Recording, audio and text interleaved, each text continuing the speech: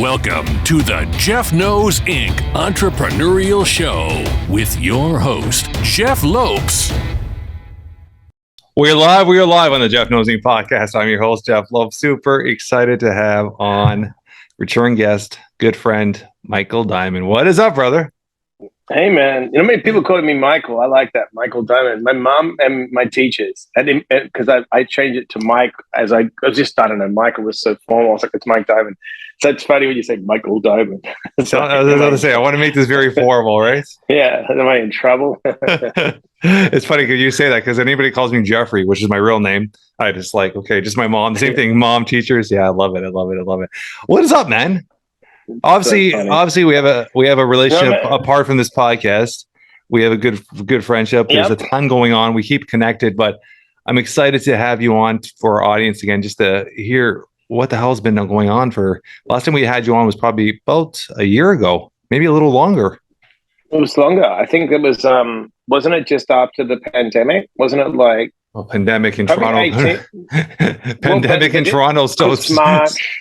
Yeah, right. But like March, everything went on lockdown, and I think I came on probably May or June in 2020, right? Yeah. Now you think about it, the last 2 years have been a complete blur, right? It's just been it's just flown by. Been very interesting, that's for sure. So what's up with you, man? Give me the rundown. What has been going on the last 8 months? Besides getting over COVID, you said for the third time. So I just got over it a week ago.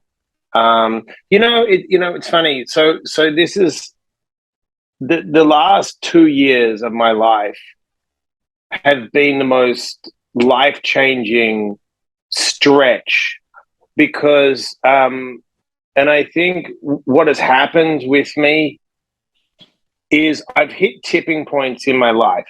And when I say tipping points is like, you could reach a level of success, right? And whether it's when I started and moved to the country and, I got my first like record deal or first TV show, when I started to do all these things, I had my first success in New York when my first club, popped after September 11th. But the one thing that I've learned this over the last 2 years, and we'll get into it, is that I never could get over the tipping point. And what I mean by that is I would get so burnt to reach a level of success that after I arrived, I was just done. And I just couldn't. It was because I had the wrong environment, the wrong mentors, the wrong people around me. And I just couldn't, I'd be like, I'm done. I use the analogy. It's like, say you won the Heisman, right?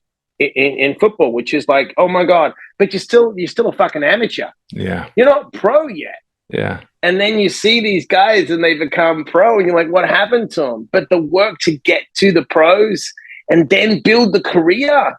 Yeah. It's a completely different ball set. You know what I mean? It's like, holy crap. So, you know what I'm saying? And it's really, I love that. I love that analogy. I've never even thought about it like that, but it's a great analogy because you always hear these kids that are drafted. It doesn't matter which major sport, baseball, and NHL, they're drafted first round and they're projected to be the next stars.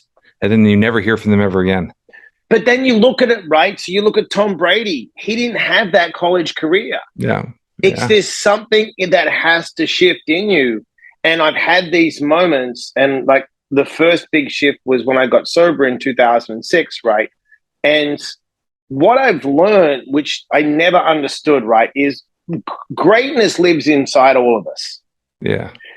But I never, Maslow said only 3% of people reach their full potential. And then Dr. Wayne Dyer said, that's bullshit. Anyone can reach their full potential. That's not true. And I'll tell you why. When you set a goal, and I learned this, right? Yeah. And you go, that I have a dream, and then you have to have goals to make the dream a reality and close the gap. We are delusional to think we know how it's going to feel in the stretch to achieve the goal. Interesting. Yeah. I'll tell you why. Life's going to show up and it's unpredictable. Yeah, so of course. You see what I'm saying? Yeah. So you get up in the morning, you've got a son, right? And you have a goal to do all these things. Your son gets sick. right? And you've still got to, you're an entrepreneur and you've got your company and COVID hits. You want to write a book and you have 50,000 things that you have a responsibility to manage, right? And you have to somehow stretch yourself in 10 different directions and to be successful, be at a level to compete with others to be a success, right? And I was saying to someone the other day, right? So my goal was to get a book. I wanted to get published because it was something I knew I had to do for me. Yeah. So I wrote the first draft and I got a really good editor and I got 15 rejections and no one wanted the book. And everyone's like, self-publish, you're an idiot. No one will publish you right now. There's too many self-help books out there. There's too many people publishing, right? To get a publishing deal is like getting a record deal. Yeah. It's just as hard now as it was back then, right? Because I'm asking for another human being to give me an advance and back me to put why would they back me? There's a million authors out there, right? Yeah. So I get the publishing deal after all these rejections. I just send a blind email to I had a great agent. Agent fell through, right? I couldn't do anything. Had to go and take a job for 4 months living with a guy. I didn't want to do that. Yeah. I am in the stretch right now. I am like uncomfortable. I get back, I get COVID. So I had COVID 2021 June. Yeah. Then I get it again. I didn't know I had it. I thought I had jet lag. And then I've got COVID. I get over COVID. And then, all right, I got a publisher, great publisher, Ben Bella Books. I going through Random House. It's a dream, right? Give me advance, great. Now I've got to rewrite for them within a certain time period. Okay, the stress is killing me. I've got clients that are on fentanyl. If I don't pick up the phone, they relapse and die. This is not like, I'll do a coaching call. No, my life, like I've taken, whether I want to do it or not, that's what I do, right? Yeah. I got to take these calls. So I'm like struggling, like my stomach's struggling, right? And my stomach blows out. So I'm literally 16 years sober. The date, I get the publishing deal, which was my dream, and my stomach blows out from the stress, from the COVID, and I've got colitis, right? Yeah. So I don't take drugs. So I'm in the pickle right now, right? So I call the editor and I say, hey, I'm going to be straight with you. There's going to be times I'm going to be sitting on the toilet editing because I'm using the toilet. I'm tracking. I used the toilet 33 times one day. Wow. Think about that. Blood and everything. Like people, you literally think it's a crime scene. I mean, getting graphic because this is where people don't understand the stretch, right? Yeah. Then I wake up and I'm still trying to work out. I still do my things. I still meditate. I'm like, I've got to stay on this. This is my dream, right? My dream. I've got it. I've got a book deal. I can't call the publisher and pull out. No. You make the NFL and you've got colitis and you shit your pants once. You go, I can't do this anymore. We just gave you a $30 million contract. How bad do you want it? That's the stretch that people don't talk about, the suffering, right? How bad do you want it? So I wake up one day, I said, damn it, I got bitten by a spider. So I let 3 days go by and the pain is horrific. So I go to the ER and I'm like, I got bitten by a spider. And the guy goes, show me the spider bite. I pull my pants down. It's all on my right leg and my lower back. He's like, oh, yeah, you know what kind of spider it was? I said, no. He goes, it's a shingles spider. I'm like, there's a shingles spider? He goes, you've got shingles. It's not a spider, dude. I'm like, what? So now I have shingles and my stomach's blowing out and I can't take any painkillers. And I got to get the edited. All happening. And the guy says the shingles will last 2 weeks. The shingles last 6 weeks. Shingles last even way longer. The pain is... The pain is so I am literally no sleep trying to get this edit done. But this is the irony. This is what makes it so sweet.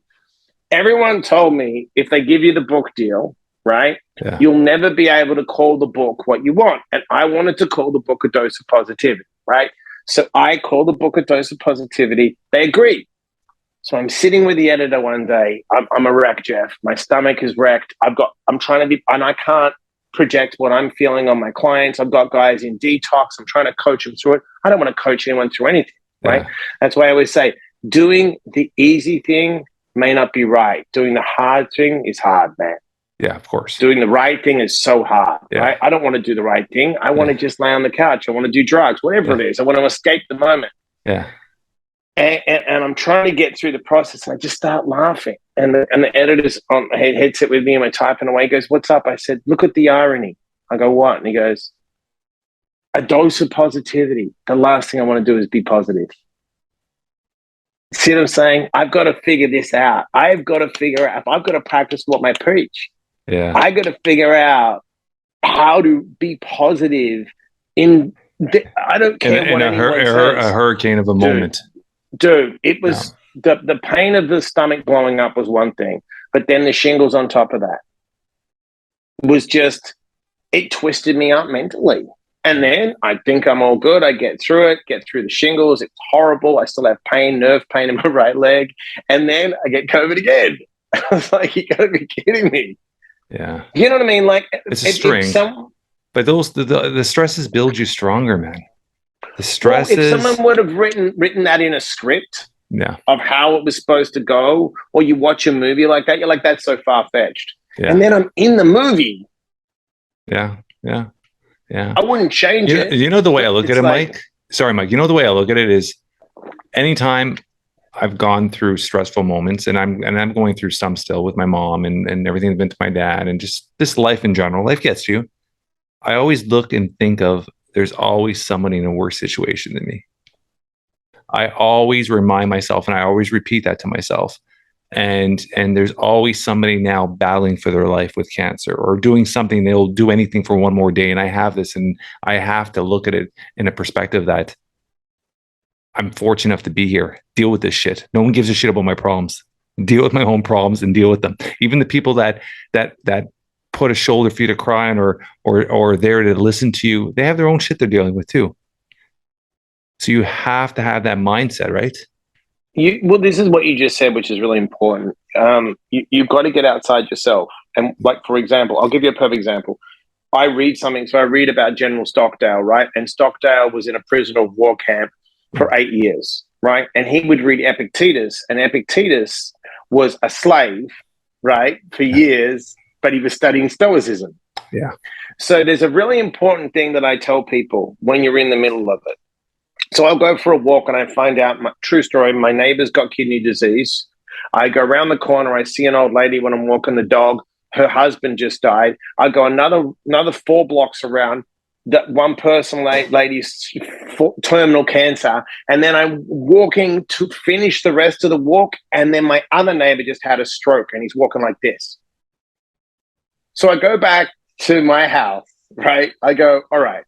So my stomach, I might crap my pants if I go for a walk and I got some shingles. I got a fucking book deal. My life is great. I've got kidney disease. I've got cancer around the corner, right? Hey. Perspective. And here's what Stockdale said. And this is where people say to me, do I say affirmations? I say, I don't work like that. This is reality. Stockdale said, are you a positive thing or an optimistic? He goes, that doesn't work when you're in a prisoner of war camp. I'll tell you why. He goes, what happens is when you're optimistic and you say, I believe we're going to get out by Christmas, right? He goes, when Christmas comes, you get disheartened. Yeah. He goes, to survive crisis, pain, Viktor Frankl, what he survived is you have to have faith that one day, not belief, faith, that if I just stay present right this second and hold on for one day, I'll get through the next day. I'll get through. And that's how I got sober. That's how I get addict sober. I'm like, let's just get through the moment. Yeah. Fuck tomorrow. Because Jeff, in actuality, right, in the realest that can be, if anyone is listens to this, you have a great following, suffering and silence. All that matters right this second, there is no past, there is no future, is you and I talking on a podcast right now. Yeah. That is the purest reality. Yeah. And then I tell people, I have a guy right now that's losing everything. I said, stop. I said, the marshal's coming right this second. He said, no. I said, what's the next thing, the next right thing you can do? I said, you're going to do a 10-minute meditation, have a cold shower, go for a walk, work out. Just get that done. I said, they're not coming to take your stuff right this second. He said, no. I said, is there a gun in your mouth? He said, no. I said, that's how real you got to get sometimes. You got to sit down and say, hey, like you said, there's a guy in a hostage situation right now somewhere in America or in the world, right? There's a guy getting beaten in a cellar somewhere, or you know what I mean? There's people, you and I are on a podcast. There always is. Yeah. there's always a moment that you can have and say, right this second, because that's all we have is moments, right? And it's that mindset too, Mike, that it's Yeah. every second that passed is our past. And we have to identify that and understand that there's zero control in that right now. What you just said on this podcast a minute ago means shit all because you can't change it. Done. So having that mindset is every second is what is in front of you. Just make them. It's that domino effect, one step at a time. And tracking back to what you said at the beginning, which I love that analogy about a Heisman Trophy winner or a first round draft pick making to NHL or making to NFL. It's once they get there, they're on top of the world. They feel like they've reached that peak, not understanding when they look over that mountain, there's a bigger mountain ahead. They look over that mountain, another bigger mountain ahead, and having that preparation on the way up that mountain. This is just the start. Just the start. I was watching, I'm a big baseball guy, and I was watching I was watching baseball game the other day, and this pitcher been in the league for 20 something years, and he was in the dugout and they're zooming in on him. And in the dugout, he had a baseball, and he wasn't pitching that day, but the whole game, he was just practicing on grips. Guy's been in the league for 20 years, all-star, probably first ballot Hall of Famer, and spent an hour practicing grips. It just shows that mindset, that Kobe mindset, that you got to keep going. You got to keep improving. You got to keep getting better and have that mindset. Just do what you could control in front of you. Fuck the past. And a lot of people just always consume the past. They bring the past with them. It just gets heavier and heavier and tiring because they're always dragging more and more behind. So, I mean, there's so much value in that, right? Well, yeah. And here's a really beautiful thing, because we're talking about the top of the mountain. So whatever the mountain is for anyone, right? But if you and I go to the top of a mountain, there's a few things. There's not much room there. It's very small, right? Yeah. And the air is really thin. Yeah. When you get to that, right? So when you want to achieve something, the pressure you have to do to get to that point, there's not many people around. But here's the trick. Whenever you climb to a top of a mountain, right? Or any time, if you win today, this minute, I win, you've got to come back down the mountain and climb again. There's a reset, and people forget that. Yeah. That's why there's a great saying, whether you lose or win, right? You only celebrate or you carry the loss for 24 hours. Give yourself 24 hours. And that gives you perspective to go back into the process, back in the moment, get clear. And like you said, you've got to go back into the process, working the ball every day. And that's what people forget. It's like, it doesn't matter how much I've won today. In 10 minutes, that doesn't matter. Yeah. None of it matters in 10 minutes from now. And that's why someone said to me the other day, like, look, pound for pound, when it comes to toughness with ulcerated colitis, the way I have it and doing it naturally, I'll go against anyone, because the pain I can go through as an addict and not ever quit on myself comes from my upbringing, comes from the abuse I took, comes from the adversity. Colitis is now a disability. I could go on disability tomorrow. I have a learning disability, which is dyslexia, which was undiagnosed, right? Yeah. And I can battle those two things. I'm not the smartest guy in the room, but I'm going to outstudy you. Yeah. I'm going to outwork you. I'm going to outthink you by taking time just with myself, because no one gave me that time. So when someone says to me, why do you get up at 3 a.m? I'm like, well, I know one thing. You ain't waking me up at 3 a.m, because if you want to take a piss, most people piss them pants or go back to bed. So that's my time. You're not going to bother me where I'm studying and learning and growing. And a lot of people talk about, like, we know a lot of people, I don't call people out. They say they're growth coaches or they're mindset coaches. And they've never, they fucking bump their toe. They wrap it up and go, I think I broke my leg. And I hobble around and fake tumors, whatever, right? We all know there's certain people. But at the end of the day, the only person you're accountable to and the only person you face on your deathbed is you. Yeah. So you can't fraud yourself. And it doesn't matter what you tell people. It doesn't matter how much you bullshit. At the end of the day, it's my journey alone with me and your journey alone with you. And you've got to face the man in the mirror. You're never at peace with yourself. No, I don't care because who you're you always are. trying to do the next thing, and you're always trying to jump to the next thing. Because you're always looking for approval. Yes. And that approval is never enough. And as you get more approval, you want more. It's an addiction.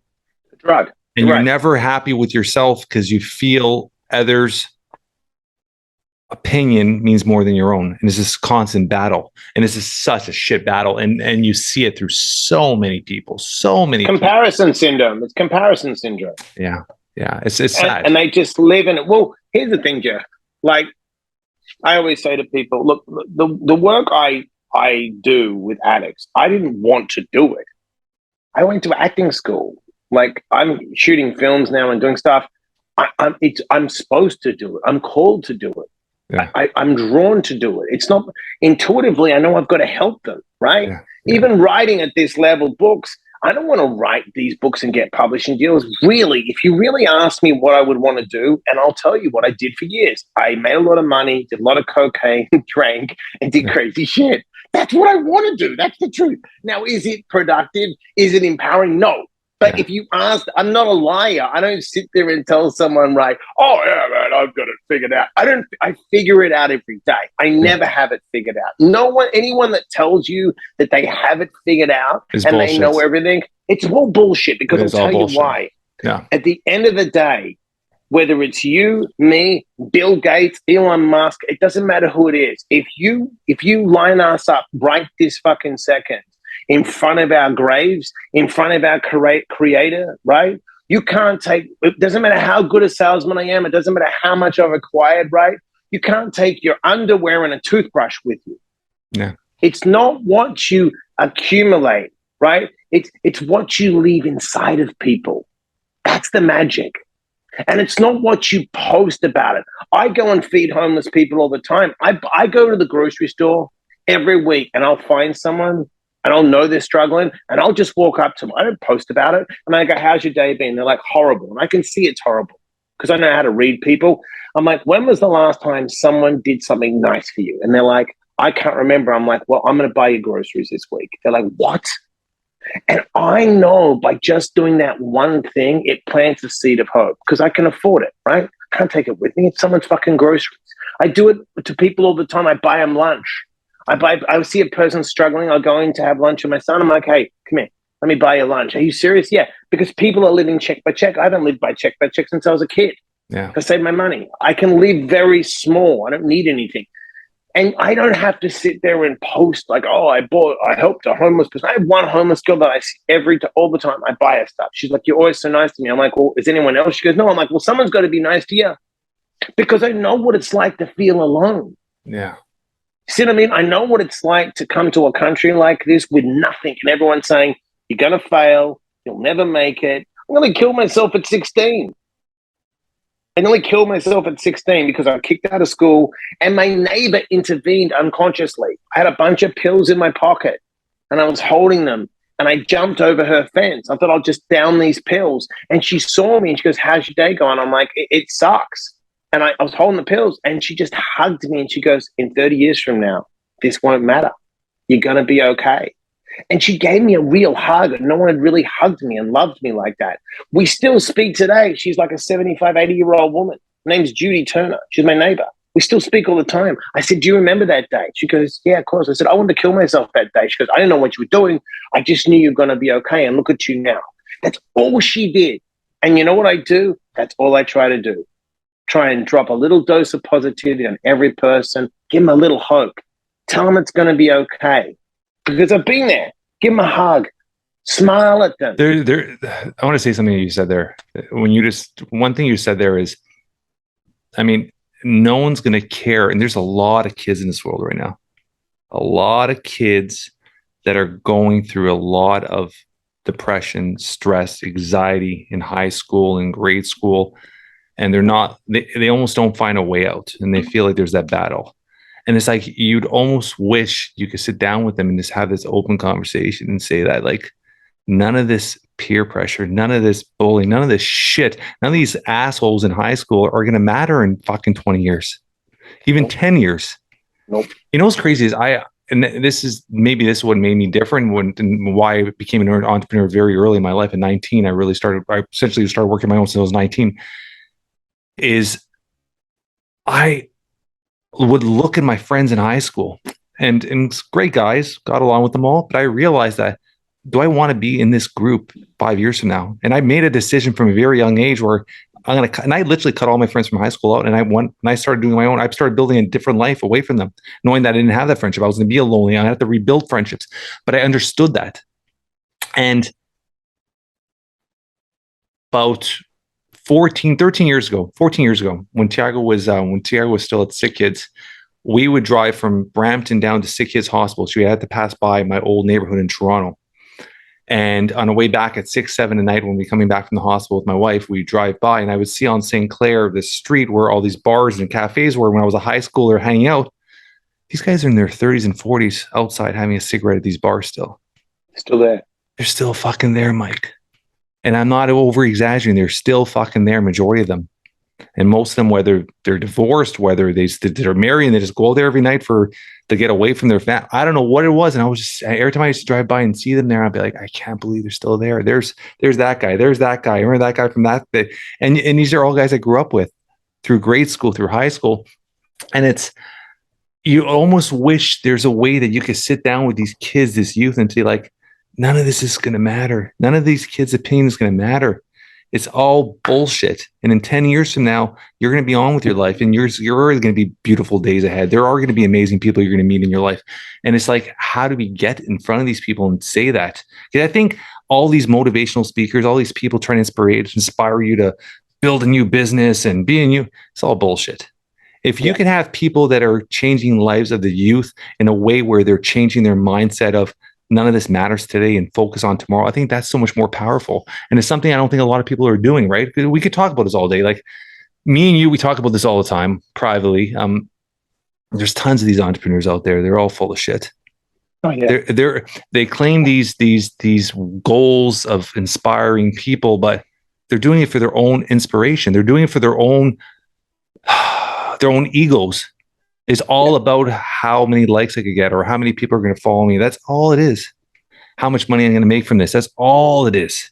But they keep saying it's not about the monies. And it is about the money. When I run a business, when I'm coaching something, it's about the money. Of course it is. I'm trying to make money. I'm running a business. And I'm open and honest with it. I'm running a podcast because I'm trying to build something special here. I'm trying to make a ton of money on this podcast eventually. Like, these are all goals. So you have to be realistic and honest with people. And that's how you filter out the friendships and the bullshit. Yeah, exactly. And the real people and the fake people. And I think people smell shit from a mile away, and they figure this shit out. So let's talk a bit about that right now. Let's talk about how messed up this coaching world is and how messed up all this is. I think a little dose of reality to that is good. Well, without naming people. But I think what people do is they have like this midlife crisis, and after the pandemic, everyone went on Zoom and everyone became a coach. It's really disrespectful to say you're an expert in a field that you're not. You know what I'm saying? Yeah. But one thing I want to go back to,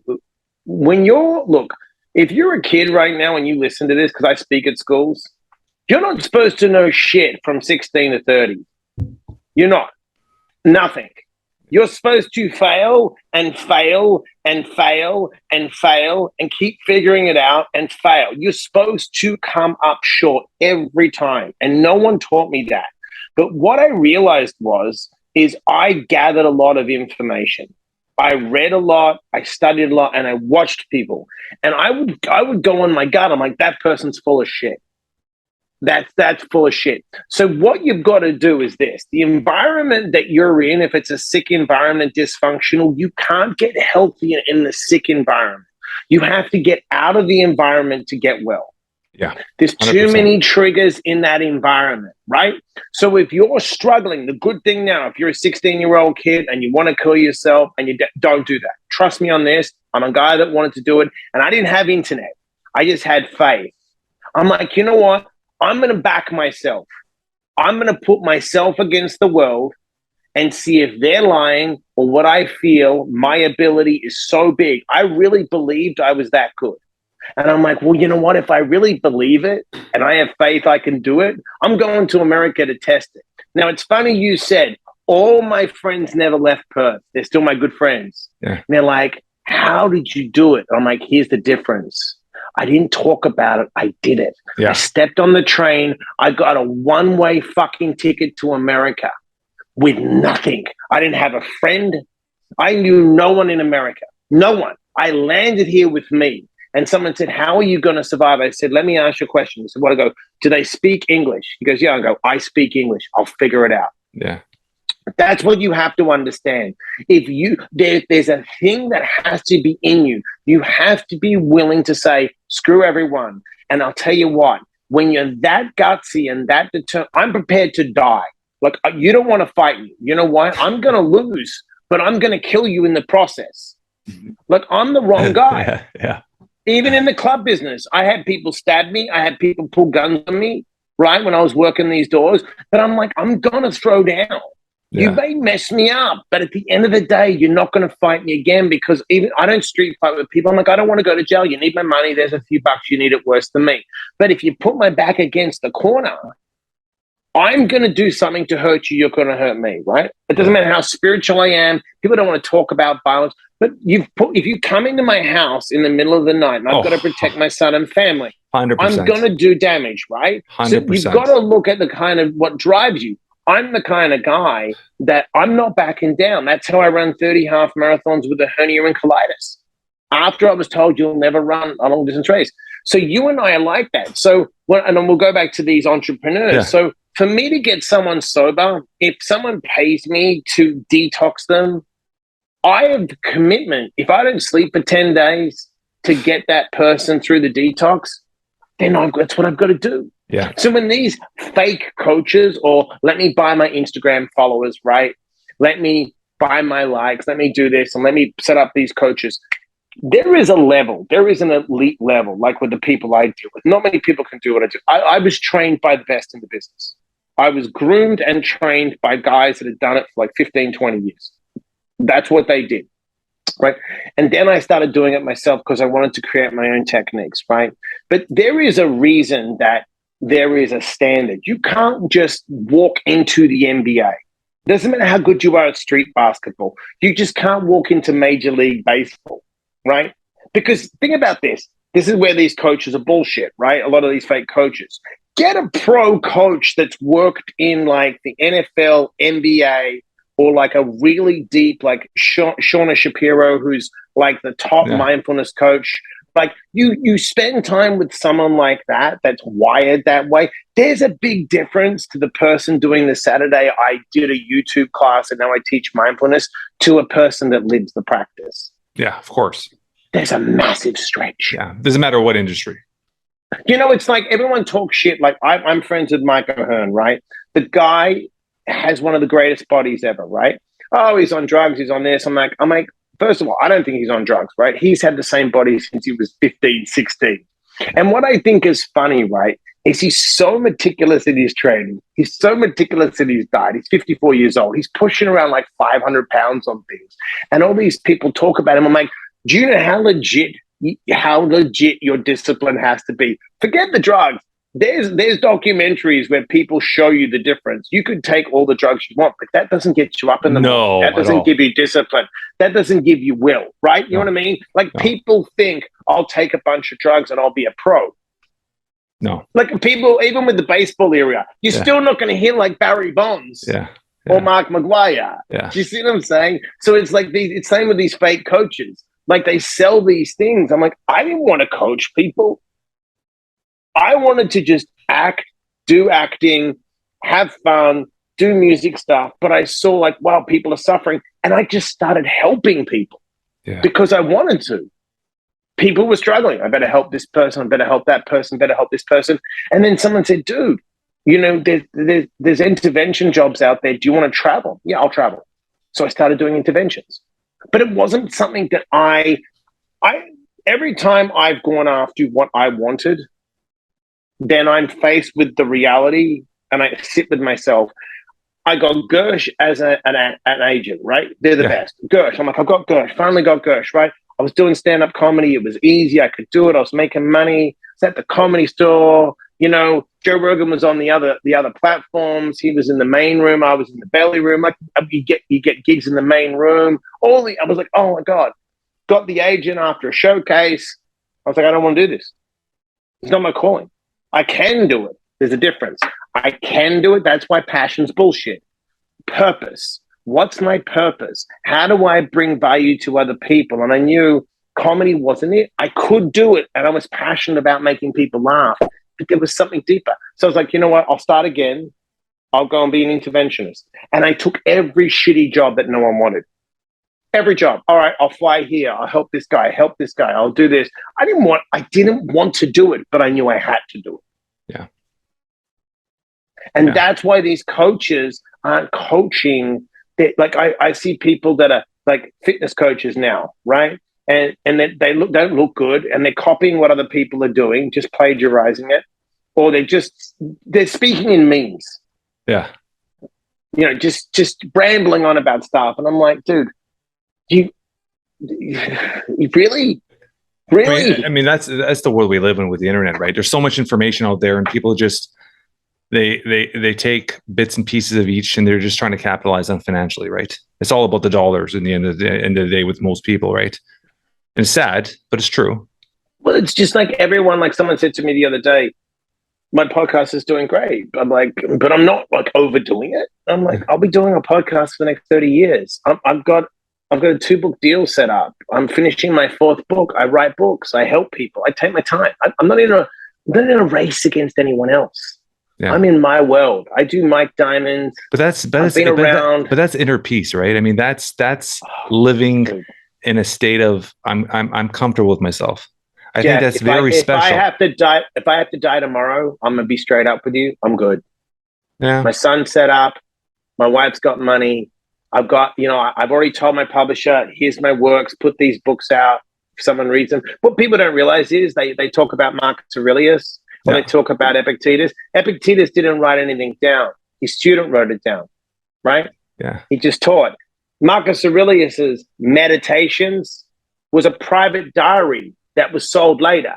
Yeah, which is crazy. It wasn't written. Wasn't written I know. to sell. So crazy. So crazy. Those things from thousands of years ago are still in play. Right, but people, and I love Ryan Holiday, who I adore. Yeah. And he translates it brilliantly, but he's very open about it. He translates Stoicism. That's all he does. That's all he does. Yeah. But he's a beautiful. He's great at doing it. He's brilliant. I love him. Absolutely brilliant. He's one of my favorite. But he's very transparent about it. Yeah. He's like, I translate this book, so you can buy my stuff to make it easy to translate. And I love his stuff. But you see, I love him because he talks. He's like, I translate other people's work, and he does original stuff.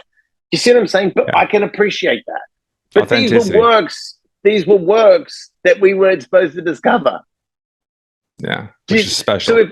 So tomorrow, like I look at it, if I wake up every day and I have purpose and I'm honest and I'm sober and I'm being of service to the right people and I go with intuitive feels right because I believe, and this is just me, in this short period of time, in this human body, I believe I'm a spiritual being having this human experience and I have to learn something.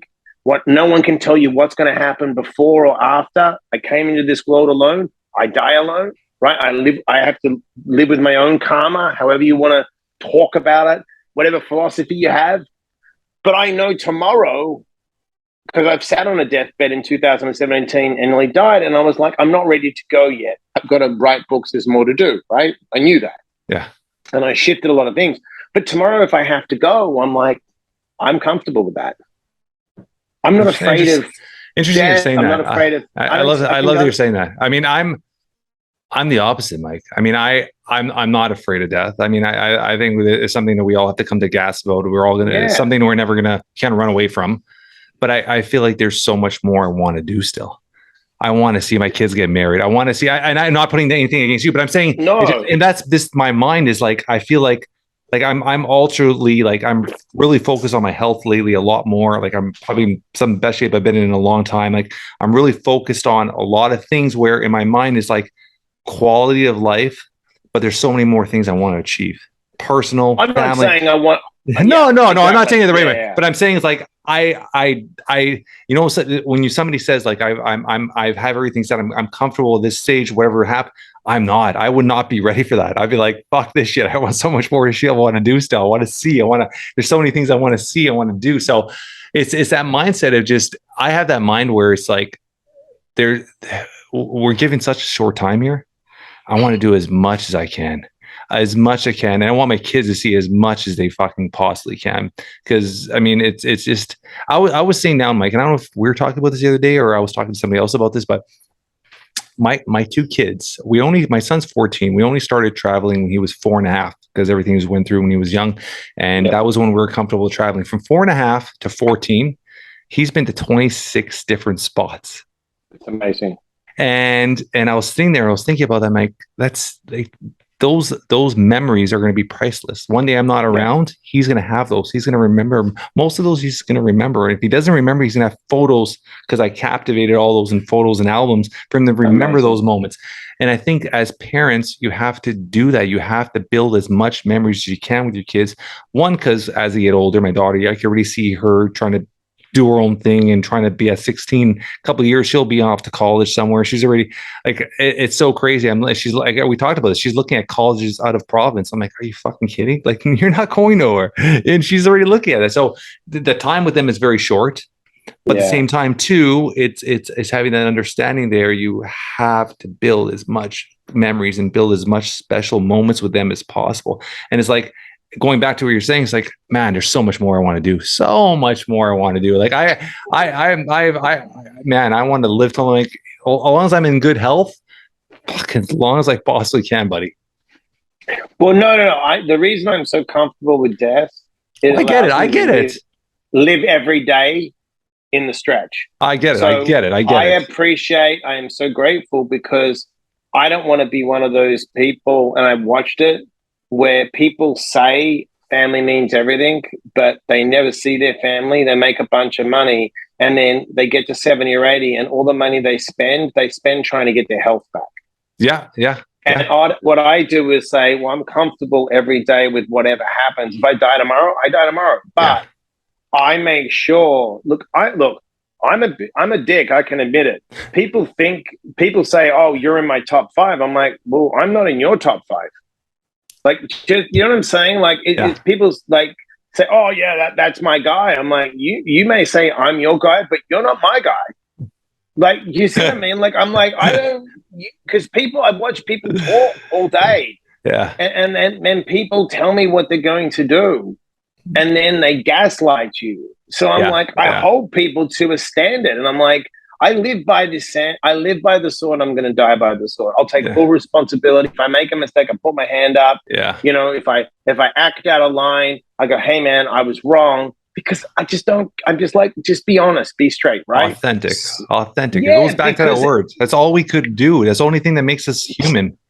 Be yourself. Be honest. If I come up short, that's why if any kids listening, like, come up short. And if people don't look, the only reason I speak up so much about stuff, and I've always been told, don't talk about your sobriety. It's shameful. It's this. And right, guess what? Because I talk about it and I'm open about it. Now people, oh my God, your new book, A Dose of Positivity. Wow, it's so open. I mean, I am hardcore about my mistakes. How about I failed so many times because of my drug addiction, you know, but not having the right people around me, not having the right upbringing. Do you know what I mean? I'm honest. Am I good with it now? Of course, I've moved on. But I don't let people gaslight me. No. I'll tell people, bullshit. I called a kid out one day that used to bully me in school. And he's like one of my biggest fans. I was like, dude, let's just be straight here. You're a dickhead when we were growing up. You weren't good to me. You're a total dick. I'm like, I'm good with you, but don't make out like we're boys. We're boys now. Yeah. Yeah, you made my life miserable growing up. But this is where the difference, right? And this is where people shouldn't mess with people's mental health. I'm going to give my son 2 rules. He's 4.5, right? He's me. He's very positive. But he's going to learn martial arts at 5. He's going to learn jiu-jitsu. He's going to learn to kickbox, box straight in. The gloves you bought him are amazing. He's going to learn. He's going to have 2 rules, right? If he's getting bullied, he's going to know. He's going to put his hand out and saying, not okay. Give the person one chance. Step back, and he's got to learn how to like submit someone and light him up straight away. Yeah. I'm telling you straight out. Yeah. So if he lights someone up and I get called to the school, he'll know, call my dad. I was bullied. I'll sit down with the teacher and go, bring the other parent in, bring the other kid in. That's my rule. Yeah. My son knows that's the hand distance. You get inside that hand, I'm clipping you. Yeah. Now, I'm also going to tell him, if you see a kid being bullied, it's your responsibility to step in. You need to be the outlaw. Yeah. Right? I call it the conscious outlaw. You need to go in, protect that kid. And if you have to get in a fight to protect someone else that's getting bullied, if they're racist or they're a piece of shit against someone else or mocking someone because they've got a disability or something, you've got to jump in. If you don't, I'll be upset. If I get called to the school again, I will know you stepped in to help someone. Yeah. That will be ingrained in your soul because I've had to do that to help people, right? And that's how I have to teach my kid, right? Because let me tell you something. If that kid, and this is true because I've studied kids, the only kids that shoot up schools are boys. Yeah, I mean, that's... Girls, you know why? Because when the testosterone hits... I was going to say testosterone, yeah. The amygdala in the young boy, right, is flared up, fight, flight, and freeze. Yeah. Girls get more emotional when they go through the hormonal changes. Boys get aggressive, right? Yeah. Now, I know this for a fact because I knew I was a kid that got bullied and one day thought, would I ever come back then and harm anyone? It wasn't in my DNA to do that. But there's some kids out there I grew up with that now doing 30 years. They're crazy, right? Yeah. They're hard. But I know for me, I knew exactly the kids that bullied me and I knew the kids that didn't. So if someone's being bullied and they've got it, they're trigger happy and you've abused them and hurt them, they'll come after you. That's how people are vengeful, unfortunately. So I'm going to teach my son, you always be a good person. You always be kind. You always do the right thing. You always don't follow the crowd. Yeah. Just do the right thing. And I always do the right thing now. Yeah. Right? Because you have to lead, and he sees me doing it. He sees me kind to people because that's the problem right now. Yeah. People act out or people take what was downloaded on them. That's just the way I am. Bullshit. You have a choice. The amount of racism in this country is sickening. Yeah, of course. The way people are treated. Do you know what I mean? The way, even how women are treated.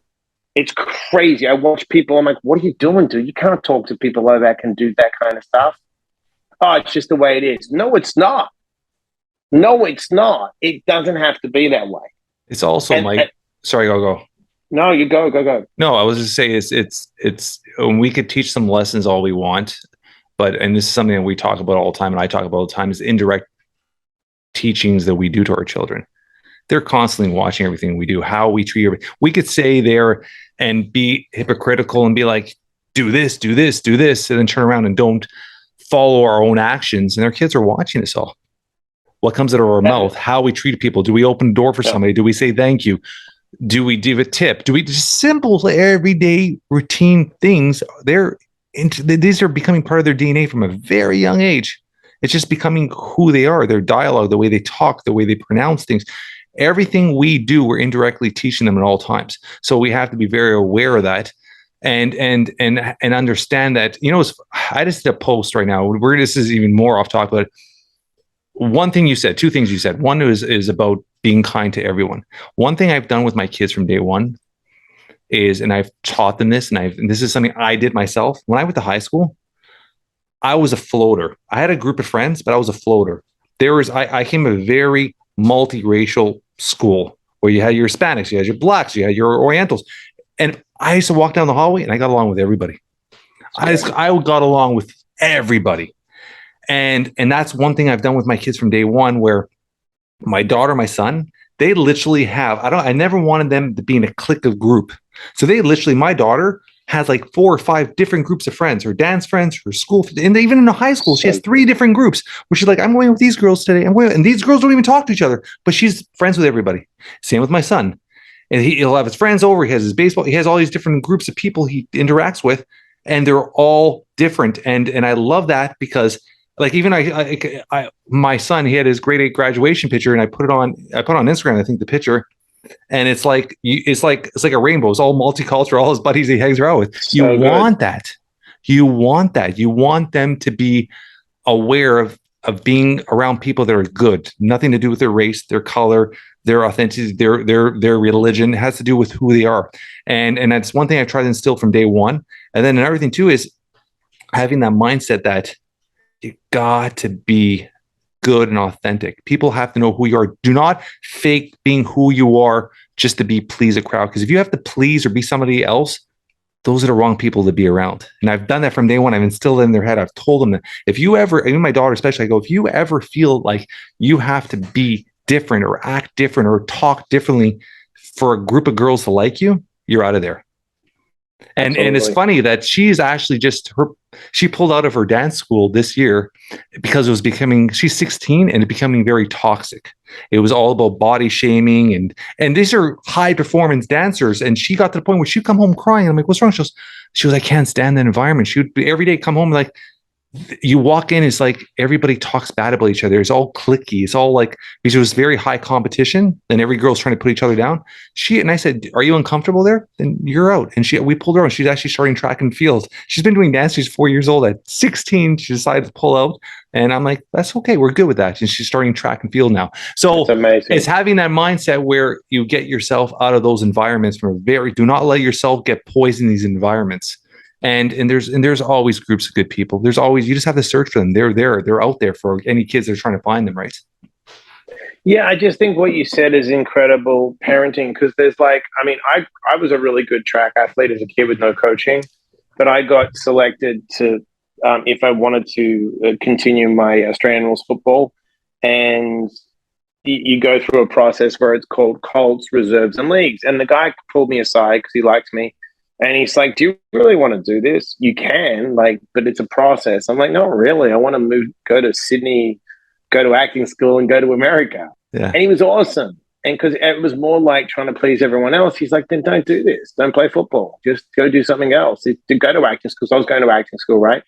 And it wasn't where my heart was. I didn't want to stay in Perth, right? And it's like, I kind of had a debate with this. I loved Archie Manning, and I watched the story of Archie Manning, and he never coached his kids.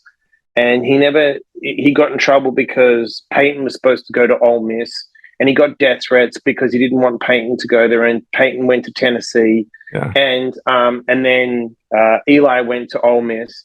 And what I learned from that is that, I see the kids 7 years old, and I was abused at 7 by bad coaches. I mean, we ran till we puked. Yeah. And that's what it was. You ran till you pissed yourself. That's what, you're going to be a champion, go to the Olympics one day. And this guy was like, oh, you should, you ran 30 half marathons. You should coach the kids. I'm like, no, I'm not going to coach my kid ever.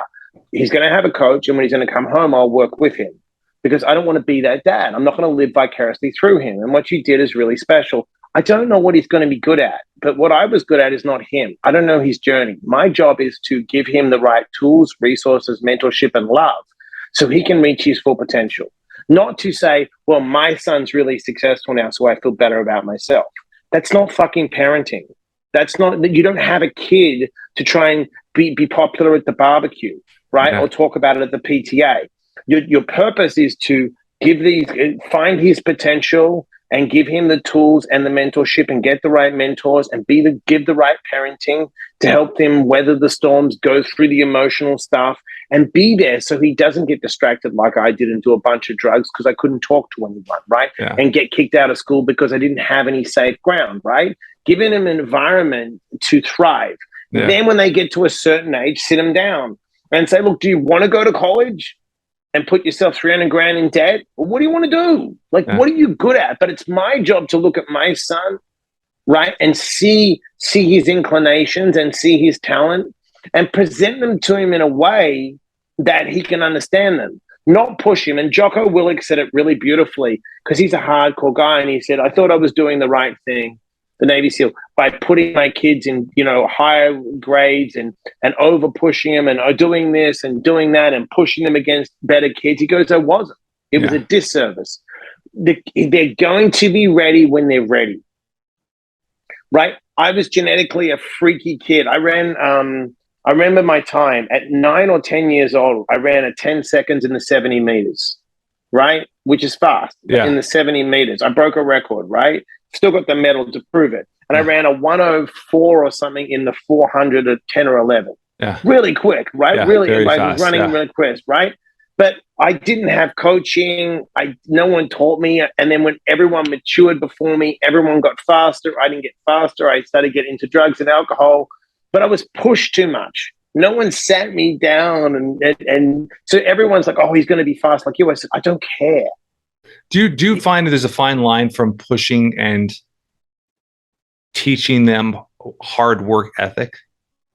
Because you've got to teach them discipline. You got to teach them discipline. Okay, because I'm a strong believer in, like, I push my son, and we've had this conversation. No, but you're not abusing him. There's a difference between training someone correctly and abusing. Okay.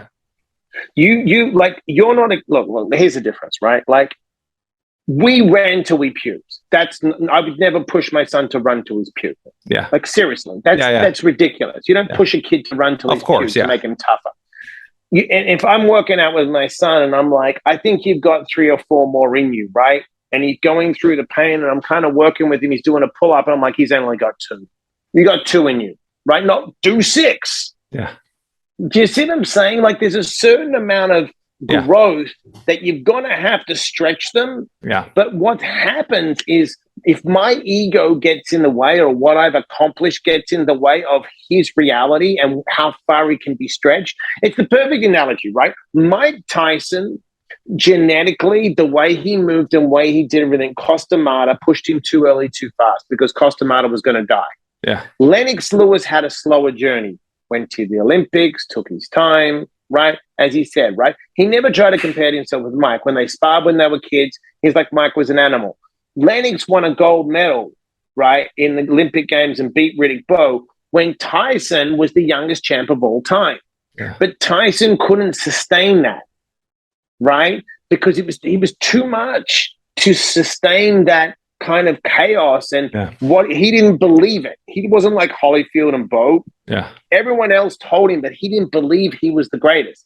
He never looked at himself that he was the greatest, even though he could move like the greatest, right? Yeah. So then he went to prison, he screwed up his life and did all these things, right? But if someone would have taken more time with him and not pushed him so fast and stretched him out a little bit, but it was the race. He has to be the youngest champion because Costamata's going to die, right? And Costa ended up dying, and Mike blew all his money, right?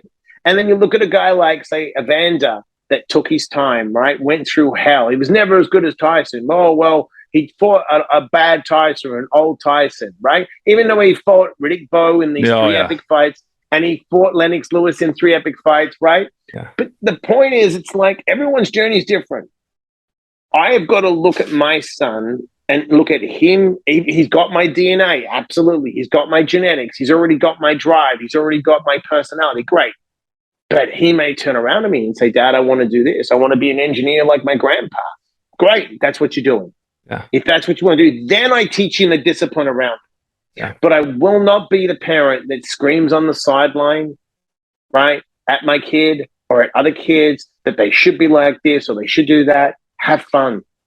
Have fun. Go and mess up. I don't know how good you're going to be. But if there's something, because at the end of the day, Jeff, it doesn't matter the information you have. And I've learned this over the years. When people say, well, I would have made it if I had this, or I would have made it if I had a better coach. No, you wouldn't have. People that want to win have the will to win. 100%. 100%. It was in my DNA to be successful in America. It was in my DNA in me to say, I'm getting a book deal when everyone else says no, right? You can't take that away from me. No, and I can't. You're built. It's being built differently, right? I mean, I get that all the time. I mean, I've been an entrepreneur since I was 19, so you always hear that mindset where just you're built. I get a lot of close friends of mine that are in my inner circle that are just people I keep close to me, and they always say, like, it's just that mindset, like, you're built differently. You're different. You're different. You can't coach that. It's not about coaching. It's not about training. It's in the person. Yeah. There's something that has to go off in you that goes, that's what I'm doing. And what people try to do, people that aren't successful, people that never leveled up, especially parents that think their kids are going to the NBA or going here. They're gonna bring you down. Well, they don't know. It's like, that's not how it works. It's got to be in the kid. Yeah. If the kid wants to do it, yeah, you then coach him that way. You don't drive him to a point where 7-year-olds are getting screamed at like they're professional athletes. The chances of making it as a pro are like 1%. Yeah, I grew up with a kid, coming from Canada. Hockey's massive, and I don't want his name just in case he ever listens to this. But him and his brother, really talented hockey players. Dad would coach them. Played at an extremely high level in grade 6, grade 7. Like everybody around this kid he's making the NHL. Grade 8 making the NHL. Grade 9 making the NHL. Grade 10, like this kid is going to be drafted in OHL. And just picked up one day and said, "I don't want to play ever again." Couldn't deal with his dad, and never ever stepped on the ice ever again. See, pushed too hard, too early. Yeah, because what it was is everyone else was trying to live his dream. Yeah, which a lot of parents do, right? You never try to live your kid's dream. No. His dream and aspirations are parents. Yeah. My job is to give him the resources to thrive. Yeah, and be unconditional. And say, this is the best environment for you, and look at where he's at. And if he's like someone, like people say, right, college is stupid, school is stupid because Gary Vee said, I said, stop. Gary Vee went to fucking college. Yeah. Stop. I don't care what they look. Do I think that the schooling curriculum is a little dated? Of course it is. Does it help you be an entrepreneur? No, but that's not the point. I'm going to give him the tools to succeed. Yeah. Walk out with your head high, a winner. Right? In anything you do, even if it's a bad business deal, shake the person's hand, leave on good terms, move on to the next thing. So if I could go back to my schooling, this is why I study so hard now and read so much, and they would have picked up my dyslexia, I wouldn't have got distracted. I wanted to be good at school. I just couldn't figure it out because I was dyslexic and it was too much pressure, and no one pulled me aside and said, they just said, you're stupid. You don't want to pay attention. I'm like, no, I can't understand this stuff. Yeah. I had trouble comprehending and reading. Dyslexia, ADHD. In 4th grade, the teacher pulled me out in front of the class. I would have to read in front of everyone, and the kids laughed at me. Yeah. She didn't say, "Oh, you've got a reading issue." So when I tell people, don't listen to all these people that say college sucks. College may be right for you, right? But don't do it because everyone else says to do it, or don't not do it because everyone says don't do it. Figure you out. Figure out your own path. 100% for your own path. And I do agree. I mean, college, university, there's certain fields that are needed. And in reality is, even when you think of the workplace, there's always going to have to be workers. There's always going to be entrepreneurs. There's always going to be venture capitalists. There's always going to be people trying to, there's always going to have a role for every individual. And you just have to find your role and be successful at what you're doing, and understanding that. I 1,000% agree with that. 1,000% agree with that. And you do see that a lot of parents live vicariously through their kids and their dreams because they never made it, or they wish they had it, or their love for something, whether it's a sport or a talent in being a musician, or dance moms. I mean, they have TV shows on that, for God's sake. Dance moms. Like my daughter did dance from 14 to 16. She started really high level at around 12, like high level competition. And these moms live at this dance studio. They all volunteer. They all make the costumes. They all travel. When their kids are in training, they're there from 4 p.m. till 9 p.m. in the parking lot. My wife would drop my daughter off and boot out of there. She never talked to them, never looked at them. She's like, I can't get involved with these women. I can't be part of this shit. And it was true. It was just this poison environment because everybody's so fake. Everybody is so fake.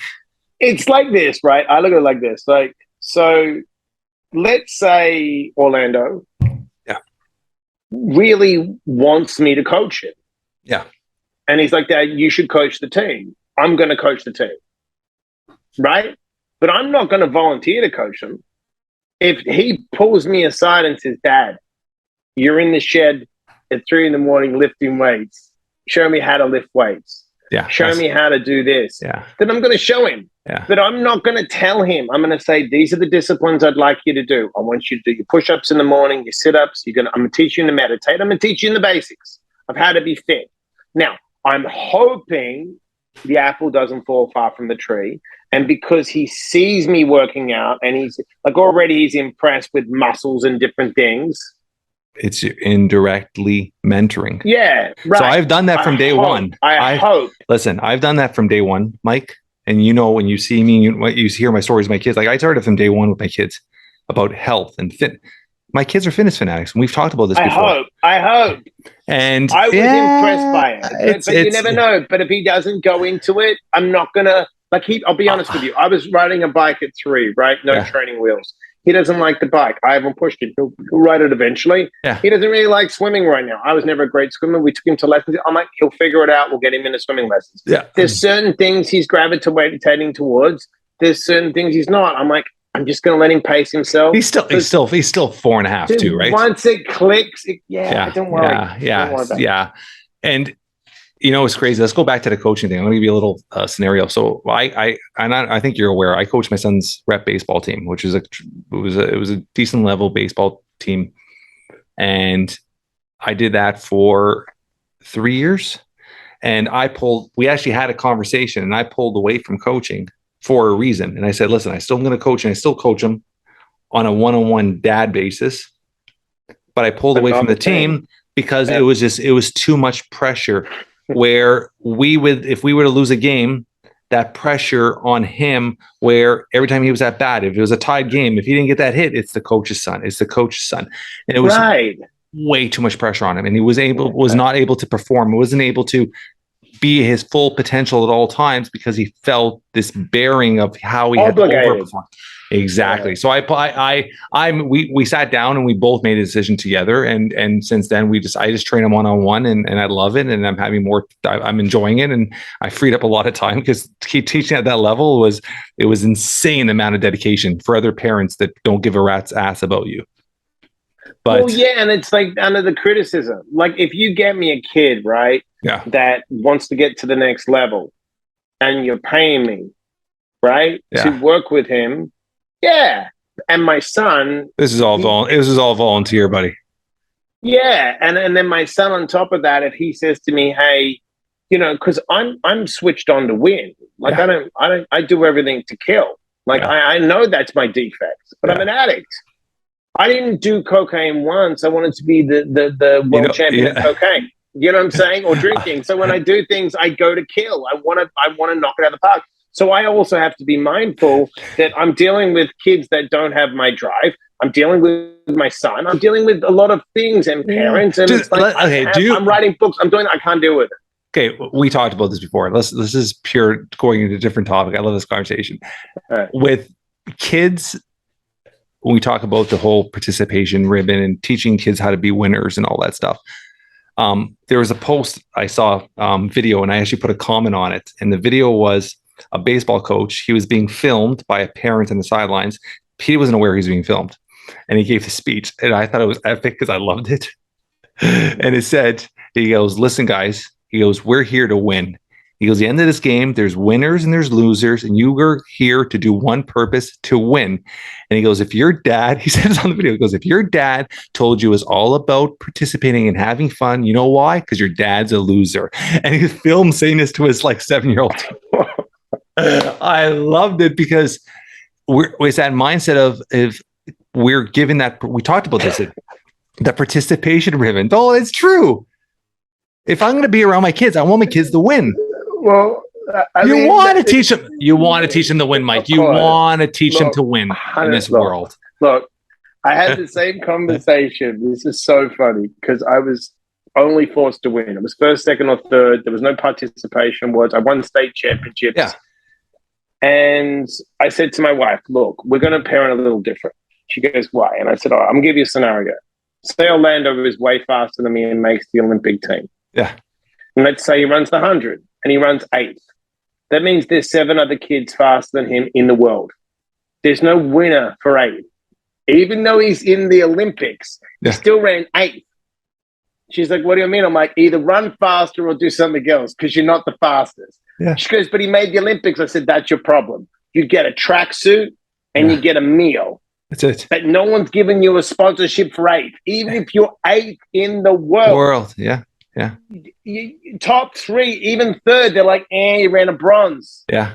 If you're going to compete at that level, you have to win. Now, where people get upset is this.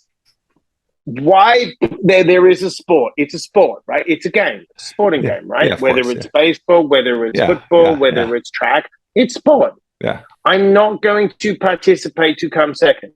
No. Don't participate. No. I stopped playing. I couldn't watch sports for years when I was playing it because I get so frustrated I wasn't playing. And then when I stopped playing sports, I can watch them, but I don't get emotional. I watch the Yankees. Yeah. I'm not going to kill myself if someone loses. That's none of my business. They just didn't play that well.